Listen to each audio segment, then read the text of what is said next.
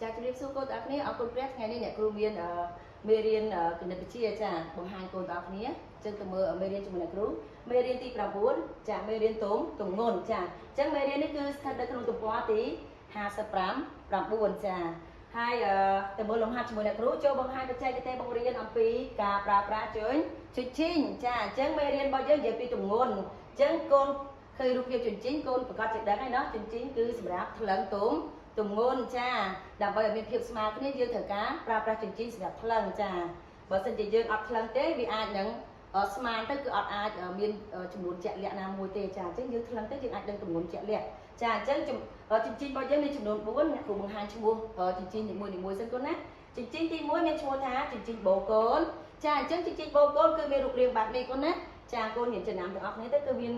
កូននៅកន្លែងនេះចាសម្រាប់បូលទៅបូលមកចាហើយជញ្ជីងទី2មានឈ្មោះថាជញ្ជីងស្វ័យប្រវត្តិចាជញ្ជីងស្វ័យប្រវត្តិនេះគឺយើងគ្រាន់តែដាក់វត្ថុពីលើហ្នឹងទៅគឺវាចាវិលអូតូតែម្ដងចាហើយជញ្ជីងទី3គឺជញ្ជីងប៉ុងចាជញ្ជីងប៉ុងនេះគឺសម្រាប់ថ្លឹងវត្ថុដែលមានទម្ងន់ធ្ងន់ចាហើយជញ្ជីងទី4នេះគឺជញ្ជីងថាសចាជញ្ជីងថាសនេះគឺមានថាសទូចចំនួន2នៅខាងលើចាសម្រាប់ថ្លឹងទម្ងន់ដូចគ្នាចាអញ្ចឹងឥឡូវអ្នកគ្រូនឹងប្រាប់ទូនទីរបស់ជញ្ជីងនីមួយៗចាអញ្ចឹងជញ្ជីងបូកូននេះគឺជាជញ្ជីងដែលយើងសម្រាប់ថ្លឹងទម្ងន់ដែលមានរាងស្រាលវត្ថុស្រាលអញ្ចឹងណាដូចជាយើងទិញផ្លែឈើ1គីឡូ2គីឡូឬក៏ថ្លឹងត្រីសាច់បន្លែបានដូចគ្នាចាវត្ថុដែលយើងមានទម្ងន់ស្រាលចាអញ្ចឹងគឺយើងអាចប្រើជញ្ជីងបូកូនដែលមានកូននេះសម្រាប់បូលចាទៅរកទម្ងន់ចាដែលយើងចង់បានយើងទិញ1គីឡូអញ្ចឹងគេអាចទាញកូននោះបូមកត្រឹមលេខ1គីឡូឬក៏កន្លះគីឡូអញ្ចឹងទៅចាជញ្ជីងទី2ជញ្ជីងស្វ័យប្រវត្តិជញ្ជីងស្វ័យប្រវត្តិនេះគឺយើងថ្លឹងវត្ថុដែលស្រាលដែរចាដូចជាផ្លែឈើត្រីសាច់បន្លែអញ្ចឹងទៅ1គីឡូ2គីឡូ3គីឡូឬក៏5គីឡូអញ្ចឹងទៅចាអញ្ចឹងជញ្ជីងស្វ័យប្រវត្តិនេះគឺ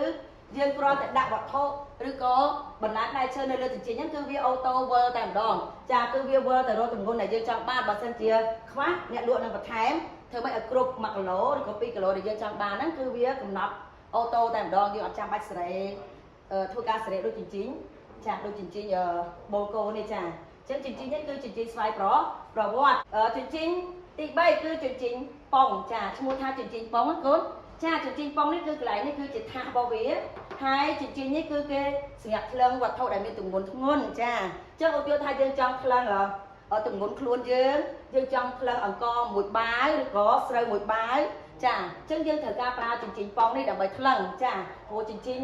ពីរនេះគឺវាអាចថ្លឹងបានតែទម្ងន់ស្រាលទេចាអញ្ចឹងកូនអាចឃើញជញ្ជីងនេះគឺនៅកន្លែងចានៅកន្លែងរោងកិនស្រូវឬក៏កន្លែងលក់អង្ករអីនេះគឺមានចាសម្រាប់ថ្លឹងណាកូនជញ្ជីងនេះឈ្មោះថាជញ្ជីងប៉ុងចាបន្តទៀតជញ្ជីងចុងក្រោយគឺជាជញ្ជីងថាសចាជញ្ជីងនេះឈ្មោះថាថាសអញ្ចឹងជញ្ជីងនេះគឺមានថាសចំនួន2ហើយកូនអាចឃើញជញ្ជីងនេះនៅកន្លែងដែលលក់មាសចាអញ្ចឹងជាងលក់មាសគេមានកូនដៃទូចកំណត់ចំនួនសម្រាប់ថ្លឹងជាមួយនឹងគ្រឿងអលង្ការរបស់យើងឧទាហរណ៍ថាខ្សែកយើងមួយខ្សែមានទម្ងន់ប៉ុណ្ណាគេដាក់គ្រឿងដៃទូចហ្នឹងសម្រាប់ថ្លឹងទៅចាប្រហែលដុំដើម្បីស្មើជាមួយចិញ្ចៀនឬក៏ក្រវិលឬក៏ខ្សែដៃនឹងឯងចាអញ្ចឹងជញ្ជីងនេះកូនអាចកន្លែងឃើញនៅណាកូនចានៅកន្លែងជាងមាសចាអញ្ចឹងត្រឡប់មកវិញតាម្ដងទៀតអញ្ចឹងជញ្ជីងបូកូននេះកូនអាចឃើញវានៅទីផ្សារដល់កូនតែជំនាន់ឥឡូវប្រហែលជាអត់សូវមានទេប៉ុន្តែជំនាន់កាលអ្នកគ្រូទូចគឺគេប្រើអាហ្នឹងហើយជញ្ជីងស្វ័យប្រវត្តិនេះគឺយើងឃើញប្រើច្រើនមែនទែនបច្ចុប្បន្ននេះគឺនៅតាមទីផ្សារចាកន្លែងលក់បន្លែត្រីសាច់នេះគឺមានច្រើនមែនទែនជញ្ជីងស្វ័យប្រវត្តិហើយជញ្ជីងប៉ុងនេះគឺកូនអាចរកឃើញនៅតាមរោងកិនស្រូវឬក៏កន្លែងលក់អង្ករចាគឺគេមានជញ្ជីងមួយហ្នឹងចាហើយចុងក្រោយជញ្ជីងថាសនេះកូនអាចនឹងរកវាឃើញនៅ